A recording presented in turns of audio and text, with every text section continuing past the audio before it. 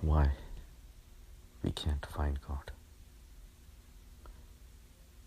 God is supposed to be omnipotent, omnipresent, omniscient. He's everywhere and yet He's nowhere. We keep looking for Him. We cannot find Him. So let's go further deep into this. God, first of all, He's not a human character somewhere hiding in the heaven and fixing every single process of the universe.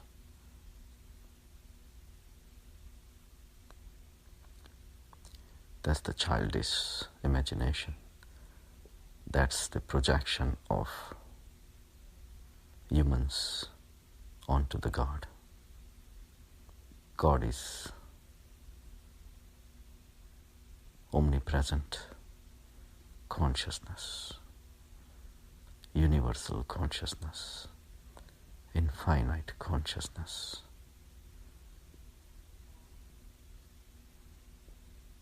Which cannot be touched, which cannot be smelled, which cannot be heard. The five senses that we have, each sense has its own limitation. Eyes can see far, but there is a limit how far it can see. I can also see closer, but there is a limit how close things can get. Beyond certain closeness, I cannot see. Ears hear the sounds up to certain level. Beyond that, it's ultrasonic, supersonic sounds we can't hear. And at another extreme, the faintest sounds we can hear, but even more fainter we cannot hear. Similarly, all senses have their limitations. Senses were created in response for the inner desires to experience the world. The world that's out there has a shape, size, color, smell, everything. So each sense was created to enjoy this world. But then that's where they fall short. That's all they can do. If the eye can see outside, but can the eye see itself? You can see yourself in the mirror, but if you go very far, you cannot yourself in the mirror. If you get very close to some extent, you can see yourself, but you almost put yourself against the mirror, you can't see your own image. Like a telescope projected into the space, we can see the galaxies, the moons, the stars, but can we see our eye? No, it's behind the telescope.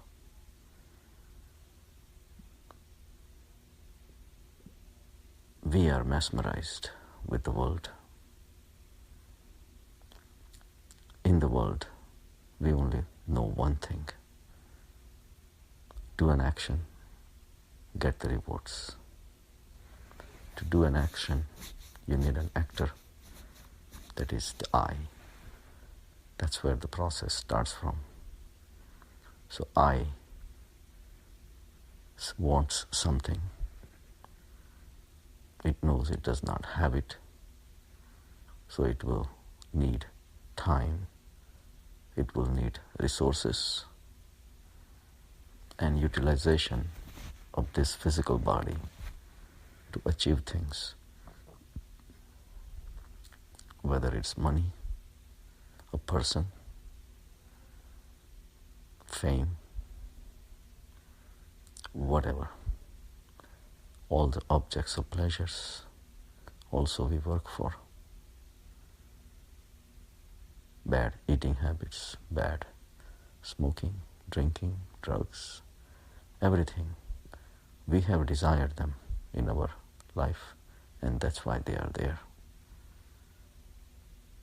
So I needs the time and the resources. And ultimately we reach to a spot where we fulfill our desire and we are happy. But we paid the price of time. If it took you 2 minutes or 2 hours or 2 months or 2 years or 20 years, the time was utilized and the resources, your physical work, everything was utilized to ultimately achieve what you achieved. But the time is playing a role in everything. Whatever you have achieved, immediately it starts losing its pleasure. The pleasure that you had intended and dreamed of suddenly starts fading. Beautiful girl you marry, and after few months or few years, the beauty starts fading. She just becomes another girl. The car that you had intended to get a pleasure out of, after a year, 6 months, whatever, it becomes just another car taken to the work. And the mind does not stop there. It keeps on looking for more and more pleasures, because the present possessions seem to be losing their charm. You get fed up with one woman, you look for another woman. You get fed up with $1,000, you look for $10,000. You get fed up with $10,000, you look for $1 million. Your running never stops.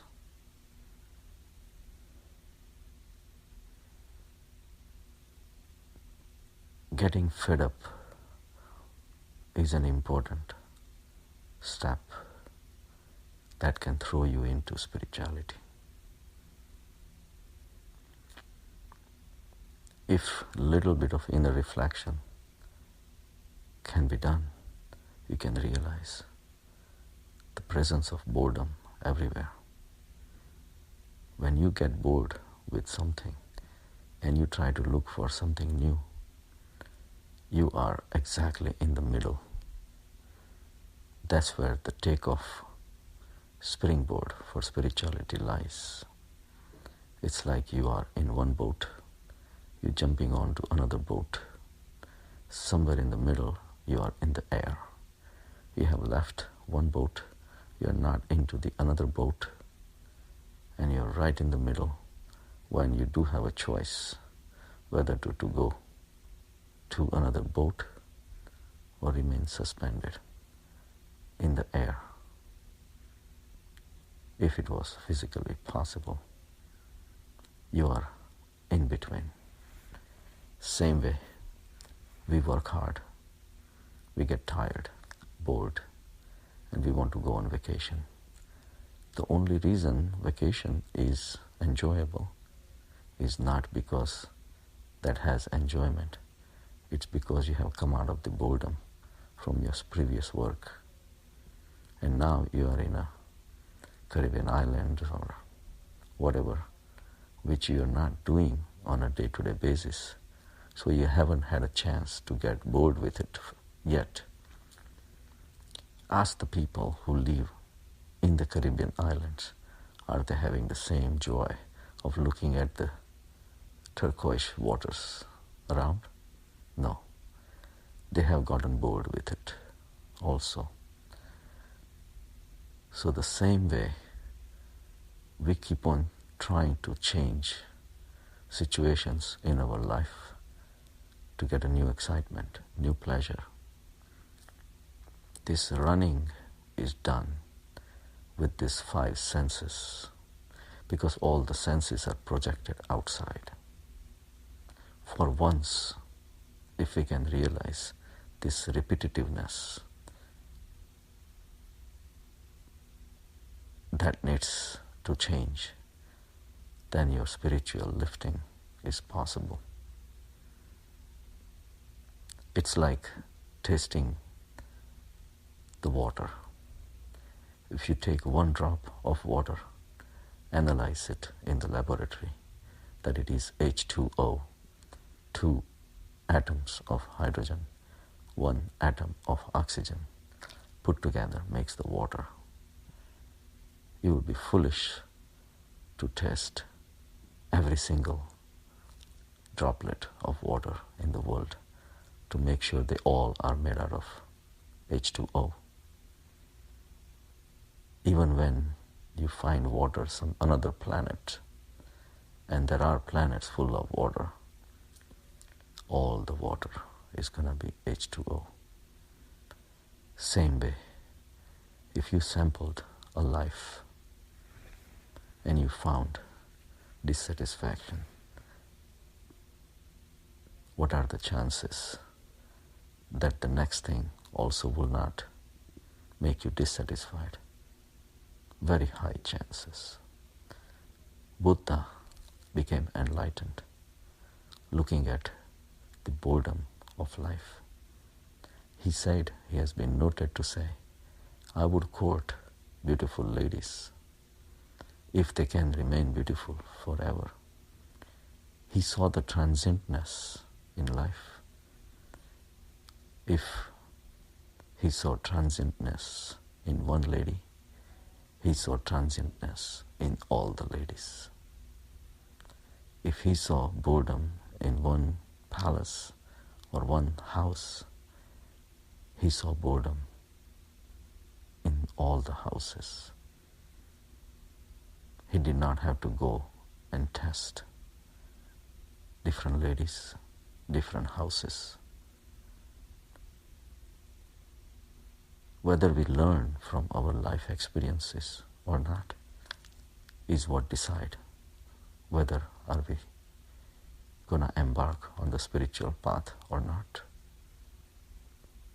Everything in this world is going to tire you out with your running, desires, using the time, resources, the senses. Everything is moving. If nothing will fail, your senses will fail you. Same enjoyment that you had out of beautiful faces or handsome man is not there because your senses are failing. So the whole rigmarole of sansar, the world, is built on tiring you out and full of frustrations, anxiety, stress, grief, sufferings. So, if you can have a vision that this is not the right process, how to live life, then the spiritual path is for you. Take your senses and go within. Each sense can be traced within, and soon you will realize that the real player behind the eyes is not the eyes, it's your awareness behind the eyes. Stretch your telescope inwardly. Go within. Your ears do not hear. It's your awareness that is necessary to interpret everything that's going on in the sound world. So ultimately, everything points within. Go inside analyze the consciousness that is within us is everywhere. Every single creature has to utilize the consciousness to do everything, all the bodily functions, sexual functions, everything requires the awareness. But we seem to neglect our inside because we are running outside. The consciousness is what we are. To be what you are, there is no distance. There is no time required. It is instantaneous. There are no efforts required because you are that. There are no resources required. There is no senses required. All inside phenomenon takes place for you to realize your basic structure. It's like asking a fish who is inside the water, and you ask the fish, what is water? The fish cannot describe. Fish has been born in the water, lived in the water, and will disappear in the water. Same way, we are in the ocean of consciousness, surrounded by consciousness everywhere, inside, outside, but we cannot see it. Take the fish out of the water and put it on the beach. Then it will miss it. Then it will suffer. That's when it will realize what the water was about. Water was the life giver, birth giver, and death absorber. Water was everything. For the fish, at least, it's possible that there is a shore where we can take the fish out and put it on the shore. So this fish can understand the suffering, absence of water. But for us, even that is not possible because consciousness is everywhere. There is no limit. Everything is pervaded by this consciousness. Even a tiny earthworm is within this consciousness, this vast pool, the ocean of consciousness. And this ocean, because it's infinite, has no shore. So there is no way you can even get out of this. You are in this consciousness and there is no shore. So there is no way you can tell that God exists or not. But we have created imaginary shores, and these imaginary shores are the material world where we think the pleasure is. Just the way fish desires for the worm and gets caught in the hook. We have been hooked onto this material world, thinking it's going to give us the pleasures. So our projected visions is outwards. Little bit of wisdom, little bit of analysis, little bit of maturity will teach us and analyze your own life. How many times you have looked for pleasure from the world and how many times did you get it? How many times your objects of pleasure kept on changing? What were your desires and what were your acquisitions? We are like standing with a begging bowl, and hoping the life will throw something for us. It's not necessary. Analyze this futility of this race. Even meditation people do for achieving peace, achieving pleasures, walking away from the sufferings. Even then, the meditation will fail them because, again, you have created the same situation you had created with life. That you don't have something, you're going to make efforts and you're going to get something. This hope of getting something is your begging.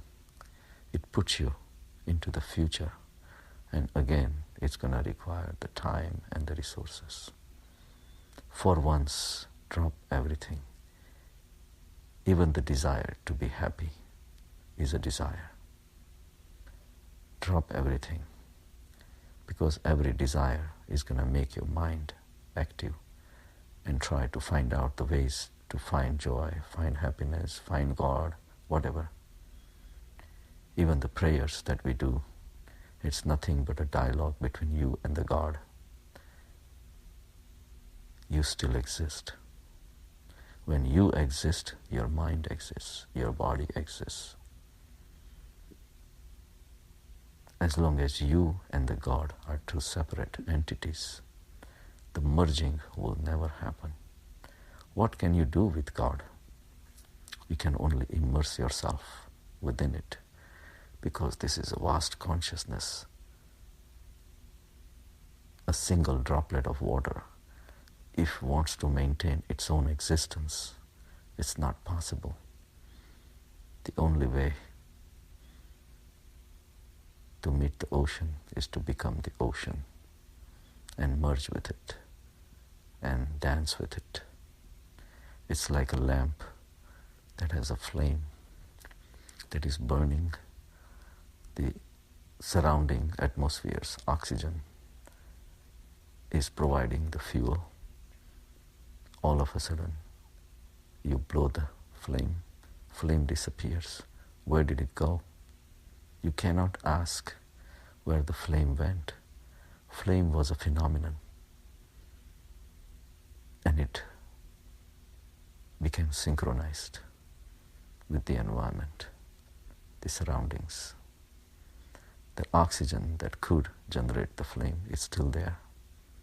The carbon dioxide which was generated by the flame is still there. Everything is there except the flame. Flame was created by the elements. It merged back with the elements. It synchronized. It became lean. It became one with it. So that's what we can do with God. We cannot touch Him. We cannot fantasize Him. We cannot think about Him.